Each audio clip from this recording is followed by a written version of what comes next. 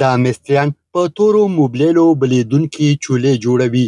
د کوم استعمال چې نن سبا ډیر زیات شوی دی. دا چولې په بجلی او په بیټرۍ دواړو چلیږي. په پېښور کې د دغه چولو جوړونکي یو مستري سنو پښتونخوا ته وویل چې دا چولې صرف په تورو موبلیلو او د یو پکې په ذریعه سره بلیږي او مخکې د دې استعمال صرف په لرې پرتو سیمو کېدو، خو ولې اوس د ګیس د نشتوالي له وجې د دې استعمال په پېښور کې هم ډیر زیات شوی دی. د دې حوالې سره د دغه چولې استعمالونکي یو کس سنو پښتونخوا ته وویل زیات چې کوم دی ریتی بازار ته ځي، بیا دې ځای نه بیا لرې لرې د سپلای کېږي رواني که نه زیات تر ریتی بازار خیبر بازار چې کوم دی دا زیات استعمال خو یې اوس زیات شوی ځکه دی چې یو خو ګیس لوډ شیډینګ راغلی، ګیسونه شته نه موجوده حالات کې نو دغې چې کوم دی ډیمانډ یې سیوا شوی دی.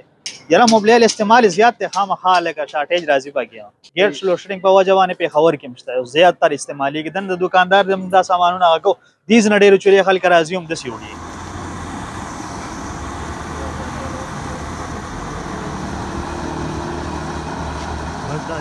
موبلیل والا چوله مې وړې وه، یاره ډېر مزېدار کار کوي.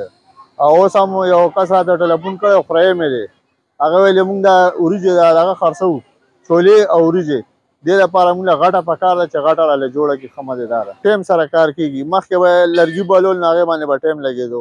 څرګنده دې وي که یو طرف د دغه تورو موبلیلو بلیدونکو چولو له کبله د خلکو په زندګۍ کې اساني راغله، نو بل طرف د ماحولیاتو ماهرین وایي چې دا کاربن موناکساید هم ته چې د ژوند ختمولو خاموش ګیس ویلی شي هم خارج کوي، کوم چې د سترګو او د سابندې بیمارو جوړولو سره سره دا د ماحول دپاره هم خطرناک دی. محمود الله خان افریدي، سنو پښتونخوا، پېښور.